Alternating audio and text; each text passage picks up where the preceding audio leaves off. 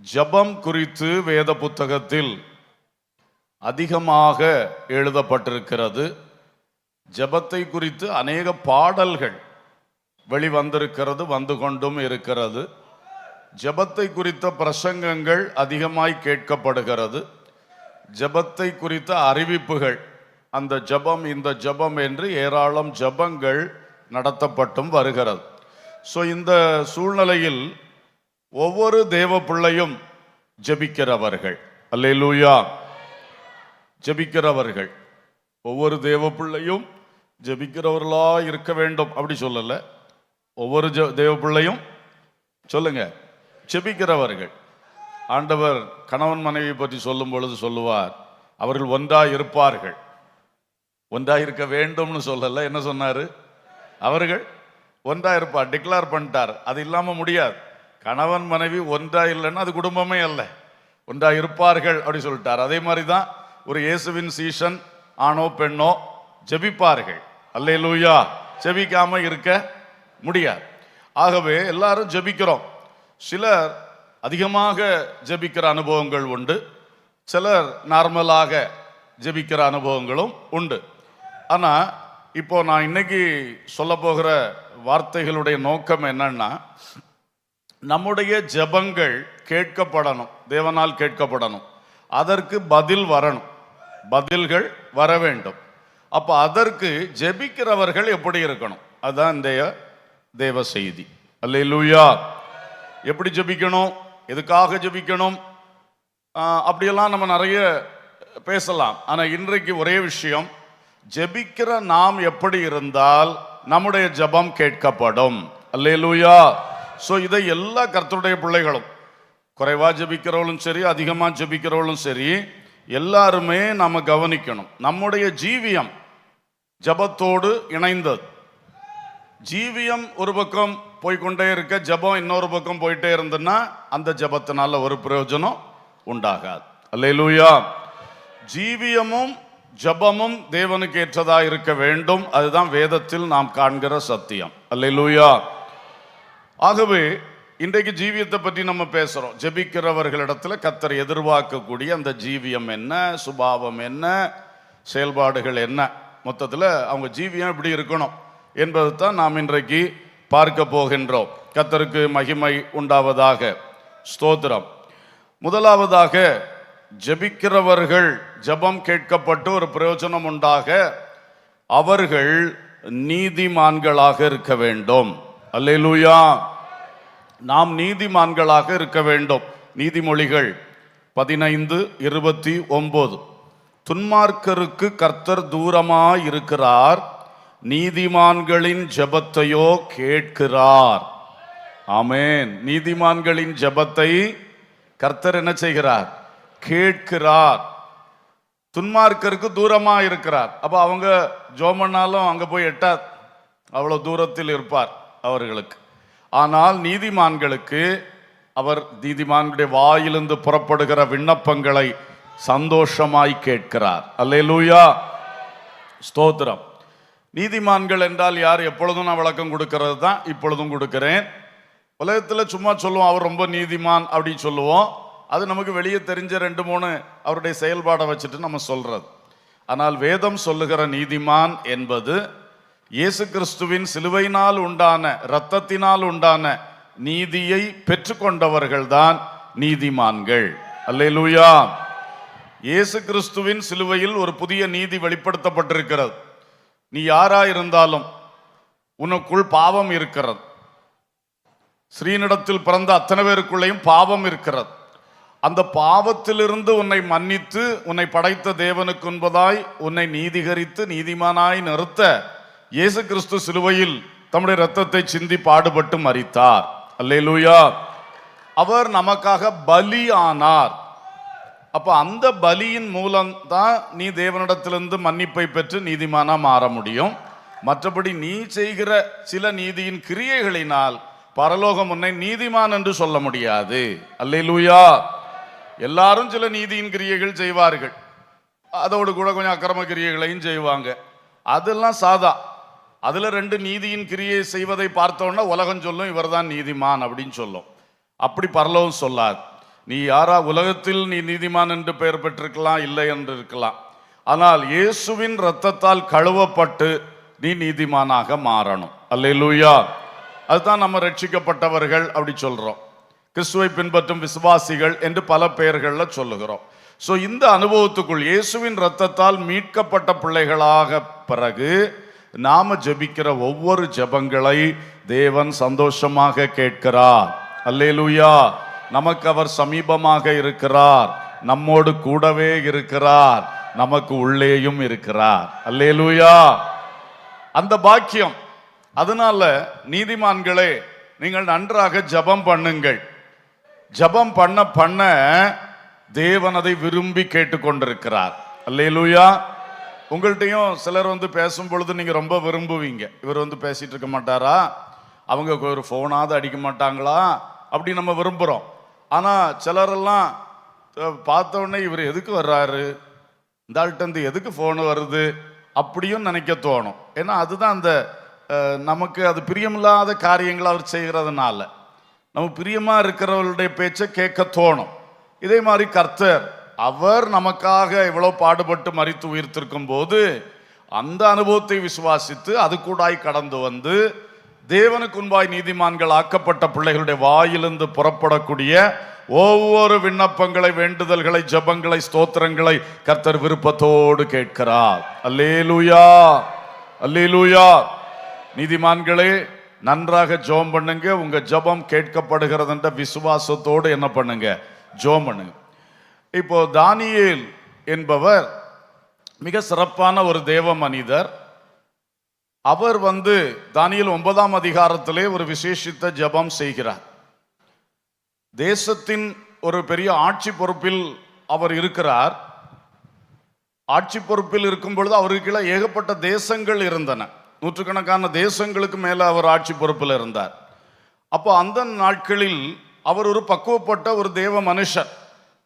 சிங்கக்கபியில் போடப்பட்டும் சிங்கங்களால் சேதப்படுத்தாமல் வெளிவந்த நீதிமான். அல்லேலூயா. அவர் ஒரு ஜெபம் பண்ணுகிறார்.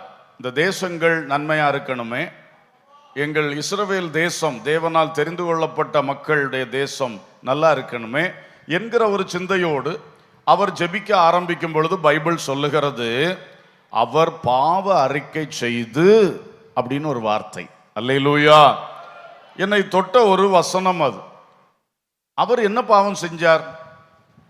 அவ்வளவு ஒரு நீதிமான், ஒரு உத்தமன். அந்த மனுஷன் ஜெபம் பண்ணும் பொழுது, அதுவும் தேசத்துக்காக, தேசங்களுக்காக ரொம்ப ஸ்பெஷலான ஒரு ஜெபம். அந்த ஜெபத்தின் ஆரம்பமாக பாவங்களை அறிக்கை செய்தார். நிச்சயமாக நான் சொல்ல முடியும், தன் பாவம் அல்ல, அன்றைக்கு எல்லாருடைய பாவங்களுக்காக அந்த மனுஷன் தரப்பில் நின்று ஜெபித்திருப்பார். அல்லேலூயா. ஒருவேளை தன்னிடத்திலும் குறைகள் இருக்கலாம், குறையில்லாத மனுஷன் இல்லையே, குறைகளை அவர் அறிக்கை செய்திருக்கலாம். அப்போ அந்த எந்த ஒரு பரிசுத்தவானாக இருந்தாலும், மேன்மை தங்கின தேவ மனிதனாக இருந்தாலும், ஒரு நல்ல ஜெபம்னு ஃபர்ஸ்ட் அவருக்கு என்ன வருது, இந்த ஜெபத்துக்கு ஒரு தடை வந்துடக்கூடாது. என் வாயிலிருந்து புறப்படக்கூடிய ஜெபம் கர்த்தருடைய செவிகளில் போய் என்ன செய்யணும், எட்டணும். அதுக்கு குறுக்க நிற்கக்கூடியது இந்த பாவம், அக்கிரம சிந்தை, இது மாதிரி விஷயங்கள் தான். அதனால தான் ஒரு கிளியரன்ஸ் பண்ணிக்கிடுவோமே, முதல்ல ட்ராக்கை என்ன செய்துக்கிடுவோம், கிளியர் பண்ணிக்கிடுவோம். பண்ணிட்டு நம்ம ஜெபத்தை ஆரம்பிப்போம். அதுதான் அந்த ஆரம்பத்திலே ஒரு பாவ அறிக்கை. அல்லேலூயா, அல்லேலூயா. சோ தேவ பிள்ளைகளே, நீதிமான்களுடைய வாயிலிருந்து புறப்படுகிற ஜெபம் கர்த்தர் கேட்கிறார். அப்போ நாம் என்றைக்கும் நீதிமான் தான், ரத்தத்தினால் கழுவப்பட்ட பிள்ளைகள் நீதிமான்கள். ஆனால் இந்த கரைகளும் திரைகளும் ஏதாவது அக்கிரம சிந்தைகளும் குறுக்கால வந்துடக்கூடாது. வந்த பிறகு இந்த ஜெபத்துக்கு இடையூறு உண்டாயிருமே, ஜெபம் மேல போகாதே, கேட்கப்படாதே. அப்ப அதனால தான் அடிக்கடி நம்முடைய குறைகளுக்கு நாம் உணர்ந்து ஆண்டவரிடத்தில் அதை அறிக்கை செய்து, பாவமோ குறையோ எதுவா இருக்கட்டும், தப்பிதங்கள், இதுகளை அறிக்கை செய்து விட்டு ஒரு ஜெபம் செய்வது மிகவும் நல்லது. அல்லேலூயா. நல்ல பழக்கம் அது. இந்த பெரிய தானியேல் என்ற தேவ மனிதன் அப்படி செய்தார். சிறப்பான ஜெபங்களுக்கு கொஞ்சம் கூட சிறப்பான ஆயத்தங்கள் நமக்கு தேவை. அல்லேலூயா. எடுத்தடுப்புல சும்மா வந்திருந்த அப்படி, இப்போ சில வேளையெல்லாம் சில அதிகாரிகள்கிட்ட போனா கூட, போன உடனே விண்ணப்பத்தை தூக்கி கையில கொடுத்துட்டு ஏதோ சொல்ல மாட்டோம். நம்ம யார், எங்கேருந்து வந்திருக்கோம், எதுக்காக வந்திருக்கோம், 2 வார்த்தை ஒரு அறிமுகம் சொல்லிட்டு தான் அந்த விண்ணப்பத்தை கையில் கொடுப்போம். இதை லெட்டரை கையில் கொடுப்போம், அப்புறம் பேசுவோம். அப்போ தேவனுக்கு முன்பாகவும் ஜெபிக்கும் போது சில ஆயத்தங்கள் நமக்கு மிகவும் தேவை. அல்லேலூயா, ஸ்தோத்திரம். நீதிமான்களுடைய ஜெபத்தை கேட்கிறார். நீதிமொழிகள் 15ஆம் அதிகாரம் 8வது வசனம் பாருங்க. துன்மார்க்கருடைய பலி கர்த்தருக்கு அருவருப்பானது, செம்மையானவர்களின் ஜெபமோ அவருக்கு பிரியம். ஒரு அல்லேலூயா சொல்லுவோம். அல்லேலூயா. சோ 2வது, நாம் செம்மையானவர்களாக இருக்க வேண்டும். அப்ரைட். நாம ரைச்சஸ் பீப்புளாக மட்டுமல்ல, அப்ரைட் பீப்புளா இருக்கணும். செம்மை, தேவன் வைத்திருக்கிற ஒழுங்கின்படி நடக்கிறது செம்மை. செம்மையானவர்கள். நாம் நீதிமான்கள் ஆன பிறகும் வசனத்தின் வழி நடக்காம இருந்தால் நாம் செம்மையானவர்கள் அல்ல. ஆனபடியினால் செம்மையா இருக்கணும். கர்த்தருக்கு முன்பாய் நான் செம்மையா இருக்கிறேன். ஐ ஆம் அப்ரைட் பிஃபோர் காட். நான் கரெக்டா இருக்கிறேன். அந்த நிலை வேண்டும். கர்த்தருக்கு ஸ்தோத்திரம். சகரியாவும் எலிசபெத்தும் கர்த்தர் இட்ட சகல கட்டளைகளின்படி பிரமாணங்களின்படி குற்றமற்றவர்களாய் வாழ்ந்தார்கள் என்று ஒரு நல்ல சாட்சி சகரியா எலிசபெத் குடும்பத்துக்கு கொடுக்கப்பட்டிருக்கிறது. they were upright before God. அவங்க நல்லா செம்மையா நடந்தாங்க, வசனத்தின்படி நடந்தாங்க. இன்றைக்கு தேவ மக்களே, வசனத்தின்படி நாம் நடக்க நடக்க கர்த்தர் நம்முடைய ஜெபங்களை கேட்பார். அல்லேலூயா. அப்போ நீதிமானாகவே மாறாம ஜெபிச்சுட்டே இருந்தா எஃபெக்ட் இல்லை. நீதிமான் ஆகியும் செம்மை இல்லாம நடந்து கொண்டு செம்மை இல்லாம வாழ்ந்து கொண்டு ஜெபிச்சுட்டு இருந்தா எஃபெக்ட் இல்லை. புரிந்து கொள்ளுவீர்களாக. என்ன செம்மை என்று சொல்லுவது? சாதாரண நம்ம நடைமுறை வாழ்க்கையை நீங்க பாருங்க. நடைமுறை வாழ்க்கையில் அடிக்கடி வரக்கூடிய ஒரு விஷயம் பேச்சுவார்த்தை. என்னது? இப்படி 2-3 வார்த்தை சொல்லுவேன், ஞாபகத்தில் வச்சுக்கிடுங்க. எனக்கு இப்போ அடிக்கடி அந்த வார்த்தை ஞாபகத்தில் வரும். நான் ஜெபம் பண்ணும்போது இதை சொல்லி ஜெபிக்கிறது உண்டு. பேச்சுவார்த்தை நம்ம வாழ்க்கையில் ஒரு பகுதி, பெரும் பகுதி என்னதுதான்? பேச்சுவார்த்தை. பேசுறதும் கேட்கறதும், கம்யூனிகேஷன், இதெல்லாம் இருந்து கொண்டே இருக்கு. பேச்சுவார்த்தை இதுல செம்மையா இருக்கணும். அல்லேலூயா. பேச்சு மோசமா இருக்கக்கூடாது. தவறான பேச்சு, பொய், புரட்டு, அது இது ஒன்றும் வரக்கூடாது. அப்ரைட்டா இருக்கணும். செம்மையான பேச்சு, பேச்சுவார்த்தை. அடுத்தது ஒன்று என்ன தெரியுமா? கொடுக்கல் வாங்கல். அது வந்து நடைமுறை வாழ்க்கையில் உள்ள இன்னொரு செயல். பேச்சுவார்த்தை, அடுத்தது கொடுக்கல் வாங்கல். கொடுக்கல் வாங்கலில் செம்மையா இருக்கணும். பணத்தை தருவேன்னு சொன்னா கொடுக்கணும். அந்த பணம் கொடுக்கல் வாங்கல் இருக்கிறது, பொருள் கொடுக்கல் வாங்கல் இருக்கிறது. பொதுவாக கல்யாண பேச்சுவார்த்தையை கூட என்ன சொல்லுவார்கள் நம்ம ஊர்ல? அது ஒரு கொடுக்கல் வாங்கல் அப்படின்னு சொல்லுவார்கள். கர்த்தருக்கு ஸ்தோத்திரம். பிரமாணம், லேண்ட் எழுதி வாங்குறதையும் அது ஒரு கொடுக்கல் வாங்கல் மாதிரி சொல்லுவார்கள். இப்படி நிறைய விஷயம் இருக்கு. இதெல்லாம் வாழ்க்கையில ஒரு பார்ட், ஒரு பகுதி. இவைகளில் செம்மையாக இருக்க வேண்டும். அல்லேலூயா. எனக்கு செம்மையா தோணுதுன்னு இல்லை, பைபிள் சொல்லுகிற வசனத்தின்படி செம்மையா இருக்கணும். அல்லேலூயா. இதுல கவனமாக இருப்போம். கொடுக்கல் வாங்கல். அரசுக்கு வரி செலுத்துகிறோமா? அடுத்தவர்களுக்கு கொடுக்க வேண்டியெல்லாம் கரெக்டா கொடுக்கிறோமா? கர்த்தருக்கு கொடுக்க வேண்டியதை கொடுக்கிறோமா? கொடுக்கல் வாங்கல். சம்பளத்தை மட்டும் வாங்குறோமா? சம்பளத்துக்கு மேல லஞ்சம் வாங்கக்கூடாது, நமக்கு நியமிக்காததை வாங்கக்கூடாது. அப்போ கொடுக்கலும் வாங்கலும் செம்மை. கர்த்தருடைய வசனம் சொல்லுகிறபடி செம்மை. செம்மையா இருந்துட்டு ஒரு ஜெபம் பண்ணுனா அந்த ஜெபத்தை அவர் சந்தோஷமா கேட்டு கிரியை செய்வார். அல்லேலூயா. எனவே நம்முடைய ரொம்ப ஜெபம் பண்ணியும் ஒரு எஃபெக்ட் இல்லை அப்படின்னா நீங்க கண்டிப்பா உங்களை மறுரூபப்படுத்தணும், உங்களை சரிப்படுத்தணும். ஒரு மைக்கை வச்சுட்டு, ஓட்ட மைக்கை வச்சுட்டு என்ன கத்துனாலும் அதோட மைக் இல்லாமலே கத்திரலாம் போல தோணும். அப்படிதானா? ஆனா மைக்கு நல்லா கிளீன் பண்ணி சூப்பரா வச்சுட்டு லேசா பேசினா போதும் தூக்கி எடுத்து சொல்லும். அல்லேலூயா. அது மாதிரிதான் வாழ்க்கை சுத்தமா இருந்துன்னா உள்ள இருக்கிற ஜெபம் கரெக்டா மேல என்ன செய்யும்? ஈஸியா போகும். அல்லேலூயா. அதை சரிப்படுத்தாம போட்டு கத்துன்னு கத்தி ஃபாஸ்டிங் போட்டு விழித்திருந்து எல்லாம் பண்ணாலும் கடைசியில பெரிய பிரயோஜனம் வராது. ஏமாற்றம். அவங்களுக்கு சோர்வும் வரும். நான் இவ்வளோ ஜெபம் பண்ணி கடைசியில இப்படியா இப்படியா இப்படியா என்று சோர்வும் வரும். அதனால நாம நம்மை இன்னும் சரிப்படுத்துவோம். கர்த்தருடைய குற்றமே கிடையாது. நான் சொல்லியும் அவர் காதையை கேட்கல, அவர் ஒண்ணுமே செய்யலைன்னு அவரை குற்றப்படுத்துறதுக்கு நாம யார்? நாம சரியா ஜெபிக்கல, நம்ம வாழ்க்கை சரியில்லை என்று தான் நம்ம சிந்தித்து நம்ம சைடை இன்னும் நம்ம கிளியர் பண்ணி நம்முடைய இந்த ஆயுதத்தை, நாம் என்கிற அந்த ஆயுதத்தை இன்னும் கூர்மையாக்குனா இந்த ஆயுதத்திலிருந்து எழும்பி வரக்கூடிய ஒவ்வொரு ஜபமும் ஆண்டவரை போய் எட்டும். ஹல்லேலூயா. செம்மையான ஒரு ஜபம். நான் என்ன சொன்னேன்? பேச்சுவார்த்தை, கொடுக்கல் வாங்கல், அடுத்தது போக்குவரத்து. இதுவும் நம்ம வாழ்க்கையில் ஒரு பெரிய பகுதி. போக்கு வரத்து, போகிறதும் வருகிறதும். அப்போ போகிறதும் வருகிறதும் ஒரு சாட்சியாக செம்மையாக இருக்க வேண்டும். சிலர்லாம் தூரத்துல வர்றதை பார்த்தாலே ஐயோ வாரான், எதுக்கு வாரானோ தெரியல, வந்தா ஏதாவது தீமை செய்து விடுவாப்ல, தொந்தரவு உண்டாக்கிடுவாரு, அதான் அந்த ஆளுக்கு இருக்கக்கூடிய சாட்சி. அப்படி இருக்கக்கூடாது. நம்மளை பார்த்தாலே மனுஷர்களுக்கும் மத்தியிலும் ஒரு சாட்சி இருக்கணும். நல்ல மனுஷன், நல்ல சிஸ்டர், அப்படி ஒரு சாட்சி இருக்கணும். அதுக்கு மேல கர்த்தருக்கு முன்பாக செம்மையா இருக்கணும். அல்லேலூயா. போக்கும் வரத்தும் கர்த்தருக்கு முன்பாக செம்மையா இருக்கணும். பேச்சுவார்த்தை, கொடுக்கல் வாங்கல், போக்குவரத்து, பழக்க வழக்கம், அப்படி ஒன்று உண்டு இல்ல? பழக்க வழக்கம், பழகிக்கொள்ளுகிற முறைகள், வழக்கமா செயல்படுகிற முறைகள், அதுவும் இருக்கிறது. எப்படி பழகிக்கொள்ளுவாங்க? சிலர் பழக்கமே சரியா இருக்காது, அப்படி பழகுவார்கள். எப்படி, எதுல நம்ம எந்த எல்லையில நிக்கணும்? போன வாரம் பேசின மாதிரி இம்மட்டும் வா மிஞ்சி வராதே, இந்த பழக்க வழக்கத்தில் அதெல்லாம் இருக்காது. எங்கேயும் எல்லை மீறுவார்கள், நிற்கக்கூடாத இடத்துல நிற்பார்கள், பேசக்கூடாது பேசுவார்கள். அப்படிலாம் அது ஒரு பழக்க வழக்கம், சரியில்லாத பழக்க வழக்கம். ஆனா அந்த பழக்க வழக்கம் வசனத்தின்படி செம்மையா இருந்தால் அது வாழ்க்கையே ஆசீர்வாதம். அல்லேலூயா. வாழ்க்கையே ஒரு சாட்சி. அதுதான் ஆண்டவர் விரும்புகிறார். ஸோ நான் இப்போ சொன்ன இந்த காரியங்கள் எல்லாம் நம்முடைய வாழ்க்கையின் அனுதின ஒரு செயல்பாடுகள்.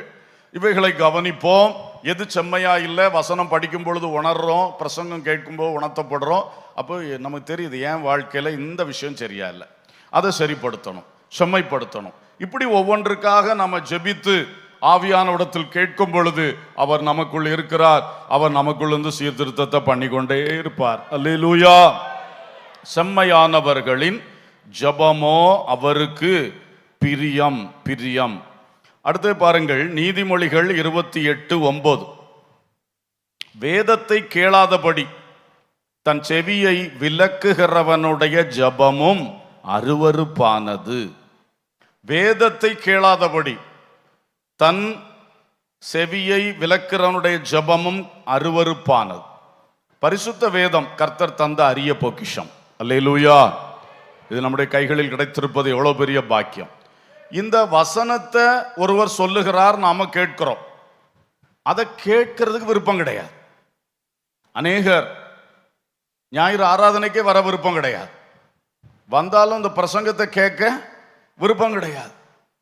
என்னமோ நினைச்சிட்டு இருப்பார்கள், வேற ஏதோ சிந்திச்சுட்டு இருப்பார், வேற என்னதோ செஞ்சிட்டு இருப்பார், வேற என்னதோ எழுதி கொண்டிருப்பார்கள், மொபைல் போனை வச்சு வேற ஏதோ நோண்டி கொண்டிருப்பார்கள். மிகப்பெரிய தவறு. வேதத்தை கேளாதபடி, வீட்டில் குடும்ப ஜபத்தில் ஒருவர் வேதம் வாசிக்கிறார், ஆளுக்கு ஒரு 5 வசனம் மாறி மாறி வாசிக்கும் போது அதை கூட கேட்கறதுக்கு சிலருக்கு விருப்பம் கிடையாது. இவன் வாசிக்கிறத நான் கேட்கணுமா, அவர் வாசிக்கிறத நான் கேட்கணுமா? வேதத்தை கேளாதபடி உங்க செவியை அடைச்சா உங்க ஜபத்தை கேட்காம அவர் செவியை அவர் என்ன செய்திருவாராம்? அடைச்சிருவார். அது ஜபமே எனக்கு அருவருப்பு. அவர் அருவருப்பு சொல்லிட்டு அதை கேட்கறதுக்கு காதை திறந்து வைப்பாரா? நிச்சயம் திறந்து வைக்க மாட்டார். ஸோ இந்த விஷயத்துல நம்ம கரெக்ட் ஆகணும். நான் ஒவ்வொன்றா சொல்லும் பொழுது நீங்க இந்த பாயிண்ட்ஸை விட்டுறக்கூடாது. நம்ம இதுல எல்லாம் சரியாக வேண்டிய இடத்துல சரியாயிட்டோம்னா அப்பான்னு கூப்பிட்டா மகனேன்னு சொல்லுவார். அல்லேலூயா. தாங்கப்பான்னு கேட்டா அடுத்த நேரமே தருவார். அல்லேலூயா. கர்த்தர் பெரிய காரியங்களை செய்வார். ஸ்தோத்திரம். அப்போ வேதத்தை கேட்க ஒரு ஆர்வம் வேண்டும். சங்கீதம் 1 கூட 2ஆம் வசனம், கர்த்தருடைய வேதத்தில் சொல்லுங்க பிரியமாயிருந்து. அடுத்தது இரவும் பகலும் அதில் தியானமா இருக்கிற மனுஷன் பாக்கியம். ஃபர்ஸ்ட் என்னது? பிரியம். பிரியம். வசனத்து மேல ஒரு ஆசை, ஒரு பிரியம் வரணும் இல்லையா? செய்தித்தாள் மேல, டிவி நியூஸ் மேல, அல்ல வேற நியூஸ், அந்த நியூஸ், இந்த நியூஸ் மேல ஆசை. அதை விட வசனத்தின் மேல என்ன வரணுமா? ஆசை வரணும், பிரியம் வரணும், கேட்க ஆசையா இருக்கணும். கேட்க ஆசையா இருக்கணும். ஆசையோடு கேட்க கேட்க அவரும் நாம சொல்றத விருப்பத்தோடு கேட்பார். அல்லேலூயா. நம்ம வாயிலிருந்து புறப்படக்கூடிய அந்த விண்ணப்பங்கள் அவருக்கு பிரியமானதா இருக்கும், மற்றபடி அருவருப்பா இருக்கும் அப்படின்னார். நீ என் வேதத்தையே மதிக்கல, என் வேதத்தையே நீ கையில் எடுக்க மாட்டேங்கிற, என் வேதத்தையே நீ வாசிக்க மாட்டேங்கிற, அது சொல்லும் பொழுது நீ ஆர்வமா கூர்ந்து கேட்க மாட்டேங்கிற, அப்புறம் நான் எப்படி உன் ஜெபத்தை கேட்பேன்? அது எப்படி எனக்கு நல்லதா இஷ்டமா இருக்கும்? ஆகவே வேதத்தை கேட்க நம்முடைய இருதயங்களை ஆயத்தம் பண்ணுவோம். ஒருவேளை இந்த வசனத்தை இப்போ கேட்குறவங்க சிலருக்கு பிரியமே இல்லாமல் இருக்கலாம். பைபிள் படிக்க எனக்கு இஷ்டம் இல்லை அப்படி இருக்கலாம், வெளியே சொல்ல மாட்டாங்க. ஒரு பயம், ரொம்ப ஆசைன்னு கேட்டால் சொல்லுவார்கள், ஒரு ஆசையும் இருக்காது. ஆசை இல்லைன்னா ஆண்டவர்கிட்ட உண்மையை சொல்லணும். அப்பா நான் இந்த பரிதாபத்தில் இருக்கேன், எனக்கு ஒரு இரக்கத்தை செய்யுங்க. ஆண்டவர்கிட்ட எல்லாத்தையும் கேட்கலாம். நம்முடைய குறைகளை, நம்முடைய தவறுகளை அவர்கிட்ட நம்ம சொல்லி அதில் ஒரு சீர்திருத்தத்தை நம்ம கேட்கும்போது அவர் கிரியை செய்வார். நாமும் முயற்சி பண்ணணும், ரெண்டு பக்கம் வேணும். அல்லேலூயா. ரட்சிப்படைவதற்காக அவர் மட்டும் கிரியை செய்தார், நாம ஒரு கிரியும் செய்ய வேண்டிய அவசியம் இல்லை. விசுவாசித்து அறிக்கை செய்தா போதும், ரட்சிப்பை தருவார். ரட்சிக்கப்பட்ட பிள்ளைகள் பரிசுத்தம் அடைவதற்காக நீ வேறுபடு, நீ திருந்துன்னு நிறைய வசனங்களை சொல்லி இருக்கிறார். அல்லேலூயா. அப்ப அவரும் கிருபை செய்வார். ஆனா நம்மளும் என்ன செய்யணும்? அதற்கான கிரியைகளை செய்யணும். அதான் விசுவாசத்தின் கிரியைகள். அல்லேலூயா. சரி, இப்போ வேதத்தை கேட்கிறவர்கள், யோவான் சுவிசேஷம் 15ஆம் அதிகாரம் 7ஆம் வசனம், நீங்கள் என்னிலும் என் வார்த்தைகள் உங்களிலும் நிலைத்திருந்தால் நீங்கள் கேட்டுக்கொள்வது எதுவோ அது உங்களுக்கு செய்யப்படும். அல்லேலூயா, அல்லேலூயா. இப்ப இன்னொரு காரியம், இதுல ரெண்டு காரியம் சொல்லி இருக்கு. முதல்ல, என் வார்த்தைகள் உங்களில் நிலைத்திருக்க வேண்டும், அப்பொழுது நீங்கள் கேட்டுக்கொள்வது எதுவோ அது உங்களுக்கு செய்யப்படும். வேதத்தை கேட்கிறது மட்டுமல்ல, அடுத்த ஸ்டெப்பு, அந்த வசனம் உள்ளத்தில் வந்து என்ன செய்ய வேண்டுமா? நிலைத்திருக்கணும், தங்கி இருக்கணும். இங்க கேட்டு அங்க விடுறது அல்ல. கேட்க சந்தோஷமா இருந்தது, ஆனா கேட்டது எவ்வளவு உள்ளத்துக்குள் எடுத்தீர்கள்? எவ்வளவு தேவ வசனங்கள், அதன் சத்தியங்கள் உங்கள் உள்ளத்தில் இப்பொழுது நிலைத்திருக்கிறது? தேவனுடைய வார்த்தைகள் நமக்குள் நிலைத்திருந்தால் அந்த உள்ளத்திலிருந்து எழும்பக்கூடிய ஜபத்தை கர்த்தர் கேட்டு அவன் கேட்டுக்கொள்வது எதுவோ அது உங்களுக்கு செய்யப்படும். ஒரு அல்லேலூயா சொல்லுவோம். நம்முடைய ஜபங்கள் இன்றைக்கு கூர்மையாக மாறட்டும். அதற்கு நாம் நம்மை சுத்திகரித்துக் கொள்ளுவோம், நம்மை சீரமைத்துக் கொள்ளுவோம். ஆமென். தேவ பிள்ளைகளே, வசனத்தை நேசிக்கிறது மட்டும் இல்ல, அது உள்ளத்துல தங்கி இருக்கணும். தங்கி இருக்கணும்னா தியானம் பண்ணணும். வெறும் வாசித்து போறதுல தங்கி இருக்கும்னு சொல்ல முடியாது. தியானம் பண்ணுனா நல்லா தங்கி இருக்கும். ஒரு வசனத்தை எடுத்து மனசுக்குள்ள வச்சு தியானித்து அந்த வசனத்தோடு அந்த நாள் வாழ்க்கையை நீங்க தொடருங்கள். வாழ்க்கையில் ஒரு பாடம் போல் அந்த வசனம் உள்ள உட்கார்ந்தே பாடம் நிறைய படிச்சு தரும். ஆவியானோ படிச்சு தருவார் அந்த வசனத்தை வச்சு. அது அப்படியே தங்கிரும் உள்ளத்துல, மறக்கவே மறக்காது. அல்லேலூயா. அது ஒரு வாழ்க்கை பாடமாகவே நமக்கு மாறிடும். அப்போ வாழ்க்கையில அந்த வசனத்தை நாம் நடைமுறைப்படுத்துவதும் எளிதாக இருக்கும். அந்த வசனங்கள் உள்ள தங்குது. வார்த்தை தங்க தங்க நம் வாழ்வு வளம் பெறும். அல்லேலூயா. தேவனுடைய வார்த்தை நம் உள்ளத்தில் தங்க தங்க நாம் கேட்டுக்கொள்வது எதுவோ அதை நமக்கு அவர் தந்தருளுவார். அல்லேலூயா. இதுல இன்னும் சில ஆழங்கள் இருக்கிறது. அதாவது தேவனுடைய வார்த்தை உள்ளே தங்கினால் தேவ சித்தத்தை தான் அந்த மனுஷன் ஜெபத்துல கேட்பான். ஏன்னா வார்த்தையினால் நிறைந்திருக்கிற தேவ மனுஷன். அப்போ அவனுக்குள்ள அந்த வேதம் உள்ள இருக்கனால தேவ சித்தம் தெரியும். அவன் கண்டதும் ஜெபிச்சுட்டு இருக்க மாட்டான், அவனுக்குள்ளே அந்த நடத்துதல் வரும். அந்த வார்த்தை உள்ளே தங்கி இருக்கும் பொழுது வார்த்தையிலிருந்து எதை கேட்கணும், எதை கேட்கணும். இப்போ இஸ்ரவேல் ஜனங்கள் கண்டிப்பா இப்போ இறைச்சி வேணும்னு ஒத்தப்படியா ஜெபம் பண்ணார், கூக்குரல் இட்டார்கள். அந்த ஜெபத்தையும் கேட்டார், கொடுப்பேன்னு சொன்னார், கொடுத்தார். ஆனா என்ன, அவர்கள் இச்சித்ததை அவர்களுக்கு கொடுத்தார், அவர்கள் ஆத்துமாக்களிலோ இளைப்பை வரப்பண்ணினார். ரிசல்ட் எப்படி இருக்கு பாருங்க, மோசமான ரிசல்ட் அந்த ஜெபத்துக்கு. தேவ சித்தம் இல்லாத ஒரு காரியத்தை வருந்தி பிடிச்சு கேட்டு ஒரு கூட்டம் சபை சேர்ந்து கேட்டு வாங்கிட்டா என்ன சந்தோஷமா இருக்கும். ஓஹோ, நாங்கள் கேட்டோம், கர்த்தர் இப்பொழுது வனாந்தரத்தில் இறைச்சியை போட்டார், காடையை போட்டார். அப்புறம் கொஞ்ச நேரத்துக்குள்ள ஒவ்வொன்றுக்கும் டயரியா அடிக்குது, மரணம் சாவு பயங்கரமா போகுது. அப்போ கொடுத்துட்டு அடிச்சிட்டார்.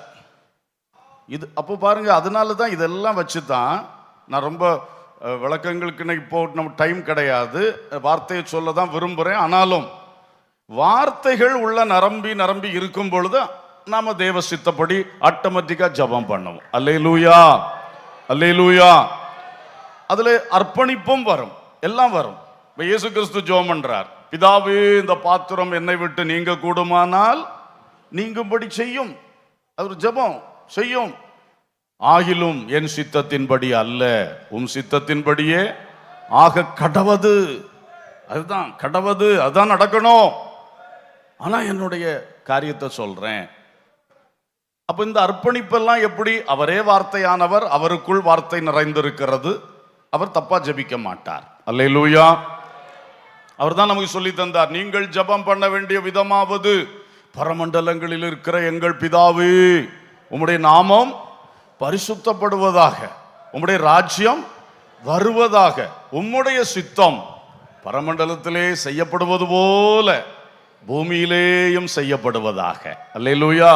இப்படித்தான் ஜெபிக்க சொல்லி தந்தார். ஸ்தோத்திரம். அதுக்கு பிறகு நமக்காக ஜெபிக்க சொன்னார். ஆகாரத்தை தாரும், எங்கள் கடன்களை எங்கள் கடனாளிகளுக்கு நாங்கள் மன்னிக்கிற போல எங்கள் கடன்களை, லூக்காவில் எங்கள் பாவங்களை எங்களுக்கு மன்னியும், எங்களை சோதனைக்குட்படாதபடி தீமைக்கு விலக்கி ரட்சித்துக் கொள்ளும். அப்போ ஆகார போஷியும், எங்களுக்கு மன்னியும், எங்களை ரட்சியும் என்கிற 3 ஜெபத்தை பின்னால வச்சாரு. முதல்ல உங்க நாமம் பரிசுத்தப்படணும், உங்க ராஜ்யம் வரணும், உங்க சித்தம் செயல்படணும். அல்லேலூயா.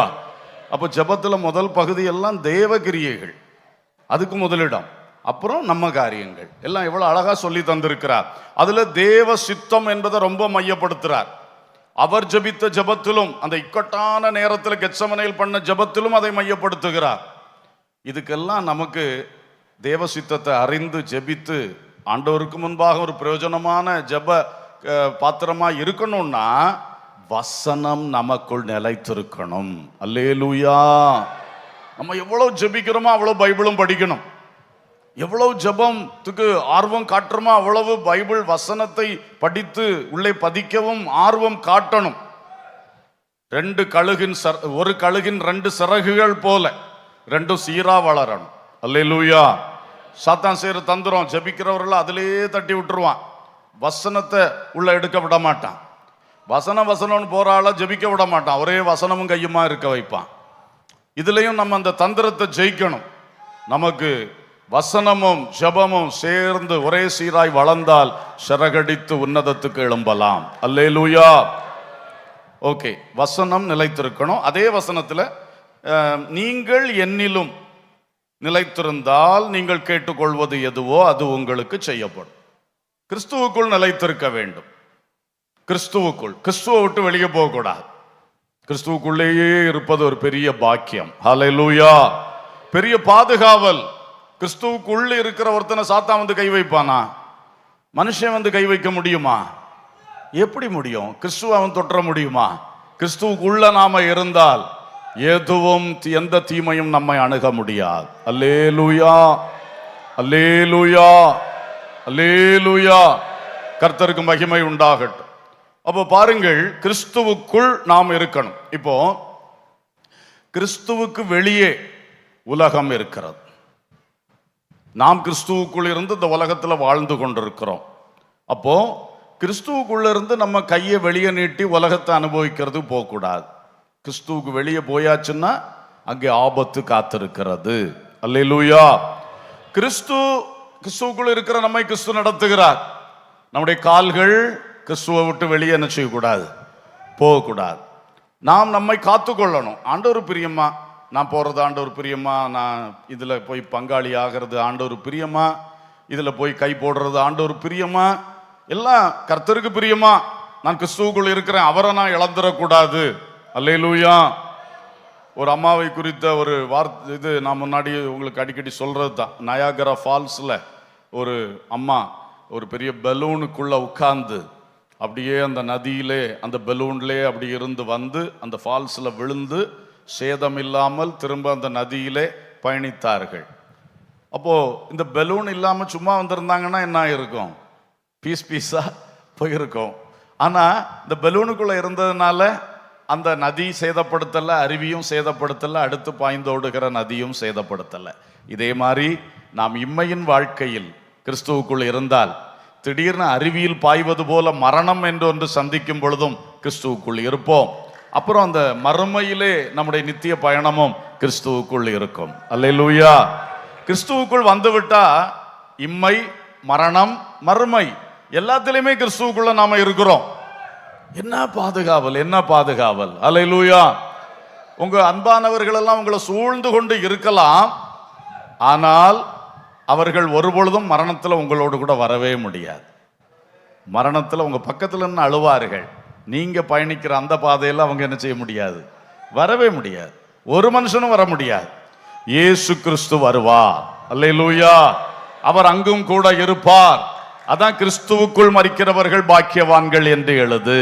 ஆமென். They are a blessed people. மரணத்துல யாரையா ஆசீர்வாதம் சொல்லுவா? ஆனா கிறிஸ்துவுக்குள்ள மரிச்சேன்னா நீ ஆசீர்வதிக்கப்பட்டவன். அல்லேலூயா. அப்ப இது எல்லா பாக்கியமும் இருக்கு. அதான் கிறிஸ்துவுக்குள் நிலைத்திருப்பது. அதிலே ஒரு பெரிய விஷயம், கிறிஸ்துவுக்குள் நிலைத்திருந்தால் நாம் ஜெபிக்கிறத அவர் கேட்டு நாம் வேண்டிக் கொள்வதை நமக்கு தருவார், தருவார், தருவார். அல்லேலூயா. கிறிஸ்துவுக்குள் நிலைத்திருக்கிறவன் ஆகாத உலக பொருளுக்கெல்லாம் ஆசைப்பட்டு கேட்டுட்டு இருக்க மாட்டான். அப்படித்தானே? கிறிஸ்துவுக்குள்ள நிலைத்திருக்கிறவன் தேவையில்லாம இச்சித்து என்னத்தையா கேட்டுட்டு இருக்க மாட்டாப்புல. ஏன்னா கிறிஸ்துவுக்குள்ள இருக்கிறார், அவனுக்குள் கர்த்தருடைய வார்த்தை நிலைத்திருக்கிறது. இந்த ரெண்டும், இந்த பாண்ட் ஸ்ட்ராங்கா இருந்துச்சுன்னா வாழ்க்கையே மேன்மை, நித்தியம் கேரண்டி. அல்லேலூயா. அது மட்டுமல்ல, உன் ஜபமும் கேரண்டி. அல்லேலூயா. ஸ்தோத்திரம். அப்போ அந்த அனுபவம். இன்னொன்று, ஏசாயா 1:15 சொல்லுகிறது, நீங்கள் உங்கள் கைகளை விரித்தாலும் என் கண்களை உங்களை விட்டு மறைக்கிறேன், நீங்கள் மிகுதியாய் ஜபம் பண்ணினாலும் கேளேன், உங்கள் கைகள் இரத்தத்தினால் நிறைந்திருக்கிறது. இந்த வசனத்தை கவனிங்க. நீங்க ரொம்ப கையை விரிக்கிறீங்க, ஆனா நான் என் கண்களை உங்களை விட்டு மறைச்சிடுறேன். நீங்க மிகுதியாய் ஜபம் பண்ணுகிறீர்கள். உங்க ஜபம் மிகுதி, மிகுதி, மிகுதி. ஜப வீரன், ஜப வீராங்கனை என்று அறியப்படுகிறீர்கள். மிகுதியாய் ஜபம் பண்ணினாலும் கேளேன், கேளேன். ஏன்? அவன் கைகள் இரத்தத்தினால் நிறைந்திருக்கிறது. அல்லேலூயா. அடுத்தவருடைய வாழ்க்கையில் ஒரு தீமை செய்திடக்கூடாது. அதான் இதனுடைய விஷயம். அடுத்தவன் கண்ணீருக்கு, அடுத்தவன் இரத்தப்பழிக்கு ஒரு பொழுதும் ஆளாகி விடாது. நீ அதிகமாய் மிகுதியாய் ஜெபம் பண்ணாலும் ஒரு வார்த்தை கூட கேட்க மாட்டார். அல்லேலூயா. அல்லேலூயா. ஸ்தோத்திரம். ரொம்ப கேர்ஃபுல்லா இருக்கணும். அடுத்தவன் வாழ்க்கையில விளையாடாது, அடுத்தவன் வாழ்க்கைக்கு தீமை செய்து விடாது, தீமையான பேச்ச பேச விடாது. ஆண்டவருக்கு நேரா மிகுதியா ஜபத்தையும் பண்ணிட்டு அந்த பக்கம் போய் வார்த்தை சரியில்லை, அந்த வார்த்தையினால் நிறைய பேர் பாதிக்கப்படுறாங்க, குடும்பங்களுக்கு தீமை வருது. அப்ப என்ன ஜபம்? உன் கைகளில் இரத்தக்கரை இருக்கிறது, இரத்தக்கரை படிந்த கரங்கள். புதிய ஏற்பாட்டில் ஒரு வசனம் உண்டு, புருஷர்கள் எல்லா இடங்களிலும் தங்கள் பரிசுத்தமான கைகளை உயர்த்தி என்ன செய்யணும்? ஜபம் பண்ணணும். என்ன கைகளை உயர்த்தி? பரிசுத்தமான கைகள் உயர்த்தி ஜபம் பண்ணணும். அல்லேலூயா. அந்த கைகளில் ஒரு இரத்தக்கரை இருக்கக்கூடாது, பாவக்கரை இருக்கக்கூடாது. பரிசுத்தமான கரங்களை உயர்த்தி ஜெபம் பண்ணுங்கள். அல்லேலூயா. புருஷர்கள் எல்லாரும் அப்படி ஜெபம் பண்ணணும் பைபிள் சொல்லுது நமக்கு. எத்தனை புருஷர்கள் ஜெபம் பண்றீங்க? ஏதாவது ஜெபம் பண்ண வேண்டிய இக்கட்டு வந்தா நீ ஜெபம் பண்ணு, நீ ஜெபம் பண்ணுன்னு மனைவியை ஜெபம் பண்ண வைப்பார்கள் பல புருஷர்கள். வேற எல்லாத்திலையும் அவர்கள் முன்ன நிற்பார்கள். ஜெபம்னு வந்தா அவர்கள் மனைவியை முன்ன விட்டுருவார்கள்.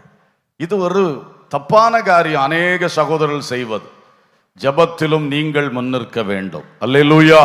உங்கள் பரிசுத்தமான கையை உயர்த்தி எந்த விருந்து விட்டு போனாலும், உறவினர் வீட்டு போனாலும் ஒரு சின்ன ஜெபம் பண்ணிட்டு வாங்க. ஊழியக்காரர் வந்தா ஜெபம் பண்ணுவார், வராட்டா நீங்க ஜெபம் பண்ணுங்க. அது ஆசீர்வாதம் அல்லவா?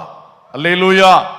சோ அன்பான தேவ பிள்ளைகளே, இரத்த கரை வந்துடக்கூடாது. தெரிந்தோ தெரியாமலோ ஒரு ஆளுகளுக்கும் ஒரு தீமை செய்திடாதீங்க. கர்த்தர் உங்க ஜெபத்தை கேட்கவே மாட்டார். கேளேன்னு சொல்லிட்டார். ஐ won't listen to you. உன் பேச்ச கேட்க விரும்பல, போ. அதான் அதுக்கு அர்த்தம், கேளேன். அதனால சிலரெல்லாம் சில வேளை கேட்டா ரொம்ப சங்கடமா இருக்கு. ஜெபத்துல பயங்கரமா இருக்கிறார்கள், ஆனா இங்க என்ன பிரச்சனை செய்கிறார்கள் என்று சொல்லி சாட்சி இல்லை. அநேகர் பாதிக்கப்படுகிறார்கள். நீங்கள் எதற்காய் ஜெபிக்கிறீர்கள்? இன்றைக்கு மனம் திரும்புங்கள். இரத்த கரைகள், வீண் பழிகள், குற்றங்கள் எதுவும் வராதபடி காத்துக்கொள்வோமாக. அல்லேலூயா, அல்லேலூயா. அடுத்ததாக விசுவாசிக்கிறவர்களா இருக்கணும். அது பைபிள்ல 2-3 இடத்துல சொல்லி இருக்கு. மத்தேயு 21:22. மேலும் நீங்கள் விசுவாசம் உள்ளவர்களாய் ஜெபத்திலே எவைகளை கேட்பீர்களோ அவைகளை எல்லாம் பெறுவீர்கள் என்றார். அல்லேலூயா. மார்க் 11:24. நீங்கள் ஜெபம் பண்ணும் பொழுது எவைகளை கேட்டுக்கொள்வீர்களோ அவைகளை பெற்றுக்கொள்வோம் என்று விசுவாசியுங்கள், அப்பொழுது அவைகள் உங்களுக்கு உண்டாகும் என்று சொல்லுகிறேன். அல்லேலூயா. யாக்கோபு 5:15. விசுவாசமுள்ள ஜெபம் பிணியாளியை ரட்சிக்கும், கர்த்தர் அவனை எழுப்புவார், அவன் பாவம் செய்தவனானால் அது அவனுக்கு மன்னிக்கப்படும். அல்லேலூயா. ஜெபத்திலே விசுவாசம் வேண்டும். இவ்வளவு நேரம் சீர்திருத்தத்தை குறித்து பேசினேன். அதோடு கூட சீர்திருத்தத்தோடு கூட நமக்கு இன்னும் வர வேண்டிய ஒரு முக்கிய விஷயம் விசுவாசம். விசுவாசம் இல்லாம சும்மா பேச்சுக்காக, ஒப்புக்காக, கடமைக்காக ஜெபித்தால் அந்த ஜெபத்தினால ஒன்று பெற்றுக்கொள்ள முடியாது என்று இந்த வசனம் சொல்லுகிறது. அல்லேலூயா. விசுவாசமே இல்லை. பாஸ்டர் சொன்னார், எல்லாரும் ஜெபிக்கிறாங்க, நம்மளும் ஜெபிப்போம். அது ஒரு கடமை ஜெபந்தான். இல்லை, ஜெபிக்கணும், கடமை. என்ன நடக்குமோ எனக்கு தெரியல, ஜெபிக்கிறேன். அது ஒரு விசுவாசம் இல்லாத ஜெபம். அப்படி அல்ல. விசுவாசிக்கிறத பெற்றுக்கொண்டேன், பெற்றுக்கொள்வேன். அல்லேலூயா. அதுல நீங்க தெளிவா இருக்கணும். நான் கர்த்தரிடத்துல பேசுறேன், என் ஜெபம் அவருக்கு கேட்கும், அவர் எனக்கு செய்வார். அல்லேலூயா. நான் அவர் சித்தப்படி தான் ஜெபிக்கிறேன், அவர் வசனத்துக்குள்ள நின்று தான் ஜெபிக்கிறேன், அவர் செய்வார். அல்லேலூயா. இப்படிப்பட்ட ஒரு நல்ல விசுவாசம் நமக்கு வரட்டும். அந்த விசுவாசம் வரும் பொழுது விசுவாசத்தோடு உள்ள அந்த ஜெபம் நிச்சயம் பதிலை கொண்டு வரும். அல்லேலூயா, அல்லேலூயா. அதோடு கூட சேர்த்துக்கொள்ள வேண்டிய இன்னொரு விஷயம் மனத்தாழ்மை. லூக்கா 18ஆம் அதிகாரத்திலே ஆண்டவர் ஒரு உவமையை சொன்னார். 10ஆம் வசனத்திலிருந்து தொடங்கி 2 மனுஷர் ஜெபம் பண்ணும்படி தேவாலயத்துக்கு போனார்கள். ஒருவன் பரிசேயன், ஒருவன் ஆயக்காரன். நமக்கு தெரியும், பரிசேயன் பெருமை பேசி கொண்டிருந்தான். அவன் ஜெபமே பெருமையா இருந்து, தசமபாகம் கொடுக்கிறேன், உபவாசம் பண்றேன், இந்த பின்னால ஒருத்தன் நிக்கானே ஆயக்காரன், அவனோட எல்லாத்துலயும் நல்லா இருக்கேன், இப்படி பெருமை. ஆனா அந்த ஆயக்காரனும் அதே நேரத்துல வந்து ஜெபம் பண்றான். அவன் பாவியாகிய என்மேல் கிருபையாயிரும் என்று பயபக்தியோடு ஜெபம் பண்ணான், தாழ்மையோடு ஜெபம் பண்ணான். அல்லேலூயா. இயேசு சொன்னார், அவன் அல்ல, பரிசேயன் அல்ல, இவனே ஆயக்காரனே நீதிமானாக வீட்டுக்கு போனான். அல்லேலூயா. அப்ப யார் ஜெபம் கேட்கப்பட்டது? யார் ஜெபம் கேட்கப்பட்டது? ஆயக்காரனுடைய ஜெபம். இந்த பரிசேயன் பெரிய வார்த்தை ஜாலங்கள், பெருமைகள், ஒரு பிரயோஜனம் இல்லை அவனுக்கு. இவன் ஜெபிக்கிறவன் ஒரு பேர் தான் அவனுக்கு கிடைச்சது, அது கொண்டு என்ன பிரயோஜனம்? ஆனா மனத்தாழ்மையோடு ஜெபித்தால் காரியம் நடக்கும். இது ஒரு பெரிய ஆபத்து. ஜெபிக்கிறவங்களுக்கு, நல்லா ஜெபிக்கிறவங்களுக்கு வரக்கூடிய ஆபத்து பெருமை. இவங்க ஜெபிக்கும் போது சில காரியங்கள் நடக்கும், கர்த்தர் செய்வார். உடனே உள்ளத்துல என்ன வந்துருது? பெருமை வந்துருது. நான் ஜெபித்து தான் அது நடந்துச்சு. உண்மையாக நீங்க ஜெபித்து தான் நடந்தாலும் தாழ்மையா இருக்கணும். அல்லேலூயா. வார்த்தைகள்ல கவனமா இருக்கணும். நான் ஜெபித்தேன், அது நடந்தது, அப்படி அல்ல. நான் ஜெபித்தேன், கர்த்தர் இயேசு அதை செய்தார், அதுதான் வார்த்தை தான் ஸ்ட்ராங்கா இருக்கணும். நான் ஜெபித்தேன் என்கிற வார்த்தை ஸ்ட்ராங்கா இருக்க வேண்டியது அவசியம் இல்லை. இயேசு செய்தார் என்பது ஸ்ட்ராங்கா இருக்கணும். அல்லேலூயா. அதான மனத்தாழ்மை. நான் மறைந்து கொள்ளுகிறேன், நீர் வெளிப்படும். என்னை மறைத்து நீர் வெளிப்படும். நான் சிறுக நீர் பெருக. இது தானே ஆண்டவர் நம்ம கற்று தந்திருக்கிறார். அப்போ வெளியே மட்டும் இல்ல, உள்ளத்திலே. சில வேளை வெளியே தாழ்மையா பேசலாம், உள்ளத்துல கொஞ்சம் வித பெருமை இருக்கலாம், அதுவும் தப்பு. ஆண்டவர் உள்ளத்தை பார்க்கிறார். ஸோ ஜெபிக்கிற மக்களே, உங்கள் ஜெபங்கள் இன்னும் இந்த சபைக்கு தேவை, தேசத்துக்கு தேவை, அநேக மனிதர்களுக்கு தேவை. அது மழுங்கி போக விட்டுறாதீங்க, உங்களை சரிப்படுத்துங்க. அப்போ இன்னும் ஜெபம் பெரிய பெரிய காரியங்களை கர்த்தரிடத்திலிருந்து பெற்றுத்தரும். அல்லேலூயா. ஜெபம் நடத்துகிறவருடைய வாயிலிருந்து தாழ்மையான வார்த்தை வரணும். தேவனை பற்றின வார்த்தைகளும் தாழ்மையா இருக்கணும், மற்ற மனுஷர்களை பற்றின வார்த்தையும் தாழ்மையா இருக்கணும். பொதுவாக என்ன, நான் நல்லா ஜெபிக்கிறேன்னா மற்றவங்களை பார்க்குறேன், அவர் சரியா ஜெபிக்கல, இவா சரியா ஜெபிக்கல. அப்போ என்ன வருது, நான் தான் ஜெபிக்கிறவன், நான் தான் ஜெபிக்கிறவா, அவங்க எல்லாம் சரியில்லை. அப்போ அவங்கள்ட்ட அல்லது அவங்க முன்னால நின்று பேசும் பொழுது உடனே வார்த்தை எப்படி வருது, அந்த மாதிரி வருது. ஒருத்தனும் சரியில்லாத அந்த மாதிரி பேச்சு பேசவே கூடாது. நாம் எவ்வளவு மனத்தாழ்மை அடைகிறோமோ அந்த அளவுக்கு நம்முடைய ஜெபங்கள் கேட்கப்படும். அல்லேலூயா. அதனால ஜெபிக்கிறவர்களுக்கு சாத்தான் வைக்கிற ஒரு தந்திரமான கண்ணி இந்த பெருமை, இதில் விழுந்துடக்கூடாது. அடுத்தது மன்னிக்கிறவர்களாய் இருக்க வேண்டும். மார்க்கு சுவிசேஷம் 11ஆம் அதிகாரம் 25ஆம் வசனம். நீங்கள் நின்று ஜெபம் பண்ணும் போது ஒருவன் பெயரில் உங்களுக்கு யாதொரு குறை உண்டாயிருக்குமானால் பரலோகத்தில் இருக்கிற உங்கள் பிதா உங்கள் தப்பிதங்களை உங்களுக்கு மன்னிக்கும்படி அந்த குறையை அவனுக்கு மன்னியுங்கள். அல்லேலூயா. நீங்கள் மன்னியாதிருப்பீர்களானால் பரலோகத்தில் இருக்கிற உங்கள் பிதாவும் உங்கள் தப்பிதங்களை மன்னியாதிருப்பார் என்றார். இந்த விஷயத்தில் கவனமா இருப்போம். உங்களுக்கு எதிராக தீமை செய்கிறவர்களை, உங்களை கஷ்டப்படுத்துறவங்களை, உங்களுக்கு பிரியமில்லாம நடந்து கொள்றவங்களை நீங்க மன்னிக்காம இருந்தா உங்க தப்பிதங்களை மன்னிக்க மாட்டாராம். அப்போ எப்படி உங்க ஜெபம் கேட்கப்படும்? இல்லையா? செம்மை இல்லாட்டா, நீதிமானா இல்லாட்டா ஜெபம் கேட்கப்படாதுன்னு முதல்ல சொன்னோம். அப்போ நாம அடுத்த ஆளை மன்னிக்காட்டா நம்முடைய தப்பிதங்கள் மன்னிக்கப்படாதான். அப்போ நம்முடைய ஜெபம் கேட்கப்படாது. ஸோ இந்த விஷயத்திலும் கவனமா இருக்கணும். ஜெபிக்கிற தேவ பிள்ளைகள் யார் மேலும் பகை வைக்காதீங்க, யாரையும் விரோதியா நினைக்காதீங்க, யாரையும் உங்களுக்கு சத்துருவ போல நடத்தாதீங்க, நினைக்காதீங்க மனசுல கூட. ஆண்டவர் இயேசு சொன்னார், உங்களை நிந்திக்கிறவர்களுக்காகவும் உங்களை பரியாசம் பண்ணுகிறவர்களுக்காகவும் என்ன பண்ணுங்கள், ஜெபம் பண்ணுங்கள், ஜெபம் பண்ணுங்கள், சத்துருக்களை சிநேகியுங்கள். அப்போ நிந்திக்கிறவனுக்காகவும் பரியாசம் பண்ணவனுக்காகவும் எப்படி ஜெபம் பண்றது? அவனை அழியும், அவனை அடியும், உடையும், நாசமாக்கும் என்று ஜெபிக்கலாமா? இல்ல. சொன்னவரே செய்து காட்டினார். சிலுவையில் தொங்கும் பொழுது அவரை பரிகசிக்கிறவர்கள், நிந்திக்கிறவர்கள், அடித்தவர்கள், துன்புறுத்தினோர் எல்லாரையும் சேர்த்து பிதாவே இவர்களுக்கு மன்னியும், தாங்கள் செய்கிறது இன்னதென்று அறியாதிருக்கிறார்களே.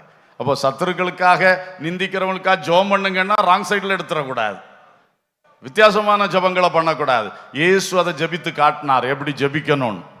அறியாம என்ன துன்புறுத்துறாங்க, அறியாம அறியாம என்ன நான் கிறிஸ்துவுக்குள் இருக்கிறேன்னு அவங்க அறியல, அவங்க செய்யறது தப்பு, நாளைக்கு அவங்க தலையில தண்டனை இறங்கும்னு அவங்க அறியல, அறியாம செய்யறாங்களே. அப்பா மன்னியும். அதுதான் ஒரு உண்மையான தேவ பிள்ளை தன்னை கஷ்டப்படுத்துற மற்றவங்களுக்காக ஏறெடுக்க வேண்டிய ஜெபம். அல்லேலூயா. திருத்தம்னு ஜெபிக்கலாம், இனி தீமை செய்யாம இருக்கட்டும்னு ஜெபிக்கலாம். ஆனா அவனை நாசமாக்கணும் நம்ம வாயிலிருந்து ஒரு விண்ணப்பம் வர தேவையில்லை. அல்லேலூயா. அவன் செய்யறதே அக்கிரமம், கண்டிப்பா நாசம்தான் அடைவான் இல்லையா? செய்த அக்கிரமம் தானே. அப்ப கர்த்தர் கண்டிப்பா தண்டிப்பார் இல்லையா? இன்னைக்கெல்லாம் நாளைக்கு தண்டிப்பார் இல்ல. அப்புறம் அதை போய் நம்மளும் கூட என்னத்துக்கு அதுல ஒரு ரெக்கமெண்டேஷன் லெட்டர் வைக்கிறோம் அவனை அடியும். நமக்கு வேண்டாத வேலை தானே. அவர் செய்வார்ல அவர் நீதியை, நம்ம பேசாம உட்கார்ந்துக்கலாம்ல. இந்த விவேகம் மக்களுக்கு வேண்டும். அல்லேலூயா. திருந்திட்டா நல்லது, திருந்திட்டா அவனை திரும்ப அடிக்கணும்னு ஒன்றும் அவசரம் இல்லை, நமக்கு அப்படி ஆசையும் இல்லை. அப்படிதானே? அப்படிதானே? இல்லை என்னைக்காவது அவனுக்கு ஒரு கஷ்டம் வர்றதை நான் கண்டு சந்தோஷப்படணும்னு நினைக்குதுகளா? என்னைக்காவது அவன் கஷ்டப்படணும், நான் 2 ஸ்தோத்திரம் சொல்லணும். எப்படி? என்னைக்காவது என்ன கஷ்டப்படுத்தினவன் கஷ்டப்படுறத நான் பார்க்கணும், அதுல நான் என்ன சொல்லணுமா? என்ன சொல்லணுமா? சிலருக்கு அதுல 2 ஸ்தோத்திரம் சொல்லணுமா? அந்த ஸ்தோத்திரம் எதுக்கு? அதனால கிளியரா இருங்க, தைரியமா இருங்க, தெளிவா இருங்க. நம்ம ஒருத்தருக்கும் தீமை நினைக்க மாட்டோம். அல்லேலூயா. தீமை உண்டாக ஜெபிக்கவும் மாட்டோம். ஸ்ட்ராங்கா இருப்போம். அதுல அது கர்த்தர் சேவா. அவர் எவ்வளவு பெரிய நீதி உள்ள தெய்வம் இல்லையா? அப்ப அதை நினைக்கணும். ஐயோ, இவன் எனக்கு விரோதமா தப்பு செய்யறானே, அவனுக்கு விரோதமா கர்த்தருடைய கை எவ்வளவு பயங்கரமா இருக்கு, அவனு தெரியலையே, அறியாமல் செய்கிறான் அப்பா, மன்னித்து விடும். இதுதான் இயேசு செய்த ஜெபம். அல்லேலூயா. இந்த உள்ளத்திலிருந்து வரணும் ஜெபம். மன்னிக்கிற உள்ளம் உடையவர்கள் பண்ணுகிற ஜெபம் அவருக்கு ரொம்ப பிரியம். அல்லேலூயா, அல்லேலூயா. அப்போ இன்னைக்கு சில முக்கியமான ஜெபம் கேட்கப்படல. லைஃப்ல, தொழில்ல, வேலை காரியங்கள், வாழ்க்கை காரியம், இந்த பிரச்சனைகளை சரிப்படுத்துவோம். அல்லேலூயா. பகைய உள்ளத்துல வச்சுட்டு பெரிய நீதிமானா காட்டினாலும் நீங்கள் நீதிமான்கள் அல்ல ஐயா, அல்ல. தேவன் அன்பாகவே இருக்கிறார். அன்பில்லாதவன் தேவனை அறியா. அன்பு இல்லைன்னா உனக்கு தேவனே தெரியாதுன்னு அர்த்தம். அப்போ தேவன் நாளைக்கு என்ன சொல்லுவார்? உன்னை நான் அறியேன்னு சொல்லுவார். அதனால பகை என்கிற ஒரு பொல்லாததை பல உள்ளங்கள்ல போட்டிருக்கிறான். புட்டிங்கி எறிந்தே ஆக வேண்டும். அல்லேலூயா. மன்னிக்கிறவர்களாக இருங்கள். கடைசியாக 10வதாக, சரிதானா என் நம்பர்? ஆமா, 10வதாக ஒரு வார்த்தை. லூக்கா 11:9-10. மேலும் நான் உங்களுக்கு சொல்லுகிறதாவது, கேளுங்கள் அப்பொழுது உங்களுக்கு கொடுக்கப்படும், தேடுங்கள் அப்பொழுது கண்டடைவீர்கள், தட்டுங்கள் அப்பொழுது உங்களுக்கு திறக்கப்படும். ஏனென்றால் கேட்கிறவன் எவனும் பெற்றுக்கொள்ளுகிறான், தேடுகிறவன் கண்டடைகிறான், தட்டுகிறவனுக்கு திறக்கப்படும். அல்லேலூயா. இதுல நான் சொல்றது கேட்கிறவர்களாய் இருங்கள். ரொம்ப சிம்பிளான ஒரு வார்த்தையை கடைசியா சொல்றேன். கேட்கிறவர்களாய் இருங்கள். கேட்டால் தருவார். நிறைய பேர் கேட்கறதில்ல, கேட்கறதில்ல. கேட்கிறவர்களாய் இருங்கள். அதை நான் ஒரு செயல் என்று சொல்றதை விட ஒரு பர்சனாலிட்டி என்று சொல்லுகிறேன். ஒரு செயல். கேளுங்கள், கேளுங்கள், கேட்டுக்கொண்டே இருங்கள். அது ஒரு செயலுக்கு தூண்டுவது.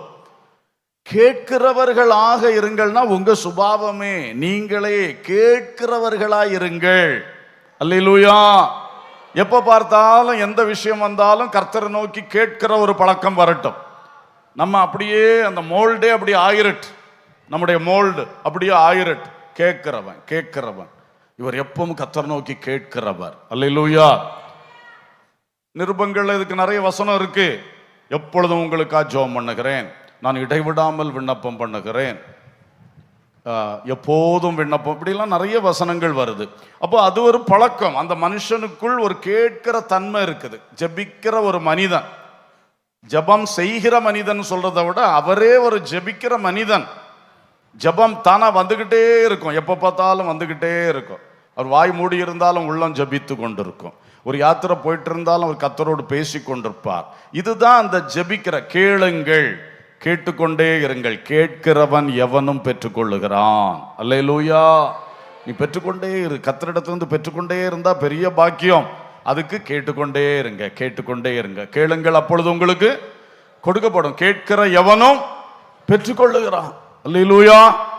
சோ இன்றைக்கு இந்த 10 காரியம் சொன்னேன். நீங்க எந்த விஷயம் உங்களுக்கு வேணும், எது உங்களுக்காக சொல்லப்பட்ட வார்த்தை, அதை எடுத்து ஒரு 5 நிமிஷம் எல்லாரும் சேர்ந்து ஊக்கமா ஜெபம் பண்ண போறோம். அதுக்கு பிறகு கர்த்தருடைய பந்தி ஆராதனை ஸ்டார்ட் ஆகும். இப்போ முதல் இந்த ஜெபத்தில் எல்லாரும் உட்கார்ந்து இருக்கணும், எழும்பி ஓடக்கூடாது.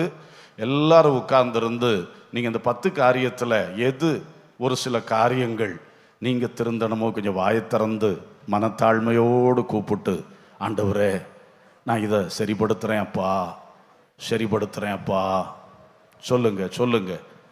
Price the lord. ஹல்லேலூயா. எல்லாரும் ஜெபம் பண்ணுங்க. ஜெப நேரம், ஜெபம் பண்ணுங்கள். ஹல்லேலூயா. பிள்ளைகள் உட்காரு. ஜெபம் சொன்னோட எழும்பி ஓடுகிறது ஒரு உபத்திரம். உட்காருடா. Praise the lord. ஹல்லேலூயா. எல்லாரும் ஜெபம் பண்ணுங்க. வாய் திறந்து ஆண்டவர் நோக்கி கேளுங்க. ஹல்லேலூயா. பேசுங்க, வாய் திறந்து. சத்தம் எழும்பட்டும். வாயை திறந்தாலே அநேகருக்கு கட்டுகள் உடைந்து போ. Price the Lord. வாய் திறந்து கேளுங்க, வாய் திறந்து கேளுங்க. நீதிமானாகவே மாறலையா? இன்னும் இயேசுவின் ரத்தத்தாலே கழுவப்படலையா? கூப்பிடுங்க, ஆண்டவரே என்னை மன்னியும், என்னை ரட்சியும், என் பாவங்களை மன்னியும், உம் ரத்தத்தால் என்னை கழுவும். கூப்பிடுங்க பிரதர்ஸ் சிஸ்டர்ஸ், எல்லாரும் வாய் சத்தம் உயர்த்தி கூப்பிடும் பொழுது கர்த்தருடைய ஒரு இரக்கம் உண்டாகும். என் பிரச்சனை மாறணும், ஆனா நான் வாய் திறக்க மாட்டேன்னு சொன்னா அது என்ன பழக்கம்? வாய் திறங்க, வாய் திறங்க. வாழ்க்கை ஆசீர்வதிக்கப்படணுமா? வாய் திறங்க. இயேசுவின் கிரியை வேண்டுமா? வாய் திறங்க. ஹல்லேலூயா, ஹல்லேலூயா, ஹல்லேலூயா. எல்லாரும் கேட்கிறவர்களாய் மாறுங்கள், கேட்கிறவர்களாய் மாறுங்கள். கேட்கணும், கேட்கணும். அது மட்டும் இல்ல, கேட்டுக்கொண்டே இருக்கிற ஒரு பழக்கமே உண்டாகி விடட்டும். என் சுபாவத்திலே அது வந்து விடட்டும். ஹல்லேலூயா. எப்பொழுதும் ஆண்டவர் நோக்கி உள்ளம் மன்றாடிக்கொண்டே இருக்கணும், பேசிக்கொண்டே இருக்கணும், சோத்திரம் பண்ணிக்கொண்டே இருக்கணும். தேவனோடு தேவனோடு தேவனோடு கேட்கிறவர்களாய் மாற்றும், கேட்கிறவர்களாய் மாற்றும். ஓ ஹல்லேலூயா, ஹல்லேலூயா, ஹல்லேலூயா. எல்லாரும் நீங்க ஆசையோடு கேட்டீங்கன்னா இன்றைக்கு கர்த்தருடைய ஆவியானவர் உங்களை ஒரு ஜெபிக்கிற மனுஷனாய் மனுஷியா உருவாக்குவா. அந்த பழக்கமே இல்லை. நீண்ட நேரம் எப்படி நான் ஜெபம் பண்ணுவேன் அதெல்லாம் பற்றி யோசிக்காண்டாம். கர்த்தரோடு பேச ஆரம்பிங்க, கர்த்தரோடு பேசிக்கொண்டே இருங்கள். ஹல்லேலூயா. உறவாடும் ஜெபம் உன்னை உயர்த்தும். மனுஷனோடு பேசுவது போல கர்த்தரோடு எப்பொழுதும் பேசுகிற ஒரு அனுபவம் ஆசைப்பட்டால் கர்த்தர் இன்றைக்கு அதை தருவார். ஹல்லேலூயா, ஹல்லேலூயா. நீதிமான்களாக, செம்மையானவர்களாய், செம்மையானவர்களாய், வேதத்தை கேட்கிறவர்களாக, வசனம் நமக்குள் நிலைத்திருக்கத்தக்கதாக, நாம் கிறிஸ்துவில் நிலைத்திருக்கிறவர்களாக, இரத்தக்கரை ஒன்றும் படியாதவர்களாக, இரத்தக்கரைகளையும் நம்மை விட்டு கழுவி மாற்ற இயேசுவின் இரத்தம் வல்லமை உள்ளது. இன்றைக்கும் வல்லமை உள்ளது. இரத்தக்கரை இருக்கிறதா ஐயா சிஸ்டர்? இருக்கிறதா? ஒளித்து வைக்காதே, ரொம்ப ஆபத்தானது. அறிக்கை செய், பாவ மன்னிப்பை பெற்றுக்கொள். ஹல்லேலூயா. விசுவாசத்தோடு ஜெபிக்கிற கிருபை தாரும் ஆண்டவரே. விசுவாசத்தினால் எங்களை நிரப்போம். எங்கள் ஜெப வாழ்க்கையில ஒரு தைரியம் வரட்டும். நான் கேட்கிறது அப்பா தருவார், தருவார், தருவார் என்கிற விசுவாசம் எல்லாருக்குள்ளும் எழும்பட்டப்பா. ஹல்லேலூயா. இந்த விசுவாசம் எல்லாம் மாறி போட்டு, சந்தேகங்கள் மாறி போட்டு, நடக்குமோ நடக்காதோ என்பதெல்லாம் மாறி போட்டோம். கண்டவர்கள் சொல்லுகிற வார்த்தையை கேட்டு விசுவாசத்தை விட்டு விடுகிற நிலைமைகள் மாறட்டும். விசுவாசத்தில் பலப்படுத்தும் ராஜா. வாய் திறந்து கேளுங்க. இன்னும் சிலர்லாம் கேட்கவே இல்லை, கேட்கவே இல்லை. வாய்த்தர வாய்த்தர வாய்த்தர. பிள்ளைகள் பெரியவர்கள் எல்லாம் வாய்த்தரங்க. ஓராலாபா ஷக்குரா துனா ஹந்துனா. மனத்தாழ்மை, மனத்தாழ்மை, மனத்தாழ்மை வெளியே காட்டுகிறதல்ல, உள்ளத்துக்குள்ளே. அதான் மனத்தாழ்மை, மனத்தாழ்மை, மனத்தாழ்மை. தாரும் ஆண்டவரே, நீர் எவ்வளவு உயர்த்தினாலும் நான் தாழ்மையா இருக்கணும். என் ஜபமெல்லாம் எலியாவின் ஜபத்தை போல உடனே அக்கினி இறங்கினாலும் நான் தாழ்மையா இருக்கணும், நான் தாழ்மையா இருக்கணும். மோசையை போல செங்கடல் பிளந்தாலும் நான் தாழ்மையா இருக்கணும். யோசுவா போல சூரியனே நின்றாலும் நான் தாழ்மையா இருக்கணும்ப்பா. கேளுங்க, கேளுங்க, கேளுங்க. இந்த வார்த்தைகளை உங்களுக்காகத்தானே சொல்றேன், நீங்களும் சொல்லுங்க. சொல்லி ஆண்டவர்கிட்ட பேச பேச ஒரு கிரியை உண்டாகும். ஹல்லேலூயா, ஹல்லேலூயா. மன்னிக்கிறவர்களாயிருங்கள், மன்னிக்கிறவர்களாயிருங்கள். அந்த விஷயம் யாருக்கு தேவையோ. எத்தனையோ முறை கர்த்தர் இந்த சபை மேடையில் இருந்து உன்னோடு பேசி இருக்கிறார். நீ சட்ட பண்ணவே இல்லை.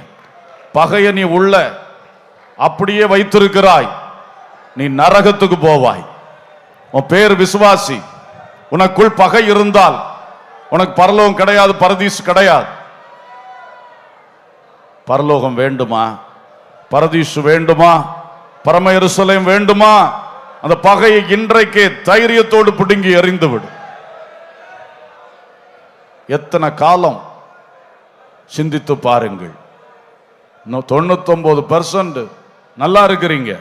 பகை என்ற ஒன்று உன்னை நரகத்துக்கு கொண்டு போகுது.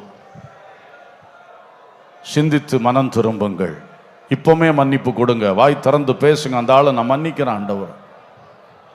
சிலருக்கு ஒரு சுபாவம், கொஞ்ச காலம் ஒருத்தருக்கு மேல பகை, அது எப்படியும் ஜெபம் பண்ணி எடுத்து விடுதலையானோன்னு அடுத்த ஆளுக்கு மேல பகை. இது பிசாசு உங்களுக்கு மேல வச்சிருக்கிற ஒரு கண்ணி. என்னைக்கு பார்த்தாலும் ஒரு பகை உள்ள இருக்கு. ஆளுதான் வேற. கொஞ்ச காலம் அவர் மேல பகை, கொஞ்ச காலம் இவர் மேல பகை. அதுக்குரிய சூழ்நிலைகள் தான் வாழ்க்கையில நடந்துகிட்டும் இருக்கு. ஜெயிக்க வேண்டாமா? அதை உடைக்கணும். உடனே உடைச்சாதான் ஜெயம். உடைத்தெறியுங்கள். நான் மன்னிக்கிறேன், நான் மன்னிக்கிறேன். பவுல் சொன்னார், நான் எவனுக்கு மன்னிக்கிறேனோ அவனுக்கு கிறிஸ்துவுக்குள் மன்னிக்கிறேன். நான் எவனுக்கு மன்னிக்கிறேனோ கிறிஸ்துவின் சன்னிதானத்தில் அவனுக்கு மன்னிக்கிறேன். ஹல்லேலூயா, ஹல்லேலூயா. Praise the Lord, praise the Lord, praise the Lord. கர்த்தர் கிருபை செய்வாராக. எல்லாரும் கரங்களை தட்டி ஆமென் ஸ்தோத்திரம் பண்ணுவோம். நல்ல சத்தமாக ஸ்தோத்திரம் பண்ணுங்கள். ஓ glory, hallelujah, hallelujah, hallelujah. எங்கள் ஜெப வாழ்க்கை இன்றைக்கு ஒரு புது பிரகாசம் அடைய வேண்டும். நீர் கிரியை செய்கிறதற்காய் ஸ்தோத்திரம். ஜெபிக்கிறவர்களாகிய நாங்கள் ஜெபம் கேட்கப்படத்தக்க அளவிலே வாழ வேண்டும். அதற்கான கிரியைகளை தொடர்ந்து வெளிப்படுத்தும், வெளிப்படுத்தும், வெளிப்படுத்தும். Hallelujah, hallelujah, hallelujah, hallelujah, hallelujah. Praise the Lord, praise the Lord, praise the Lord. அன்புள்ள பிதாவே, நல்ல தகப்பனே, ஜெபிக்கிறவர்களாக, வெற்றியுள்ள பிரயோஜனமுள்ள ஜெபங்கள் ஏறெடுக்கிறவர்களாக எங்கள் ஒவ்வொருவரையும் நீர் மாற்ற வேண்டும். அதில் யாருக்கு எங்கே குறை இருக்கிறதோ அதை இன்றைக்கு உணர்த்தினீர் என்பதை நாங்கள் விசுவாசிக்கிறோம். அதிலே நாங்கள் சரி செய்யப்பட நீர் உதவி செய்யும். நாங்கள் அறிக்கை பண்ண வேண்டியதை அறிக்கை பண்ண, நாங்கள் சரி செய்ய வேண்டியதை சரி செய்ய எங்களுக்கு கிருபை தாரும். எங்களுக்கு உதவி செய்யும் ஆவியானவரே, உதவி செய்யும். கண்டிப்பாக நாங்கள் ஏறெடுக்கிற ஜெபங்கள் எங்கள் வாழ்க்கைக்கு, குடும்பங்களுக்கு, தொழில் வேலைகள், கையின் பிரயாசங்களுக்கு, ஆவிக்குரிய ஜீவியத்துக்கு, நித்திய வாழ்வுக்கு மிகுந்த பிரயோஜனமாய் மாறணும். அதுபோல எல்லா மனுஷருக்காக ஜெபிக்க, ராஜாக்கள் அதிகாரிகளுக்காக ஜெபிக்க, எல்லா பரிசுத்தவான்களுக்காக ஜெபிக்க கர்த்தர் சொல்லி இருக்கிறீரப்பா. அந்த ஜெபங்களும் நாங்கள் அதிகமாக ஏறெடுத்து தேசத்தில் ஒரு ஆசீர்வாதம் வரும்படியாய், தேசத்தில் நன்மை உண்டாகும்படியாய் கர்த்தர் எங்கள் ஜெப வாழ்க்கைகளை கூர்மையாக்கும் என்று ஜெபிக்கிறோம். வல்லமை உள்ள கரத்தில் தருகிறோம். தொடர்ந்து கர்த்தருடைய பந்தியை ஆசீர்வதியும். ஞானஸ்நானம் பெற்ற மக்கள் எல்லாரும் கர்த்தருடைய பந்தியில் அமர்ந்திருக்க நீர் கிரியை செய்யும் அப்பா. வல்லமை உள்ள கரத்தில் தருகிறோம். இயேசுவின் நாமத்தில் பிதாவே, ஆமென். அல்லேலூயா, அல்லேலூயா, அல்லேலூயா.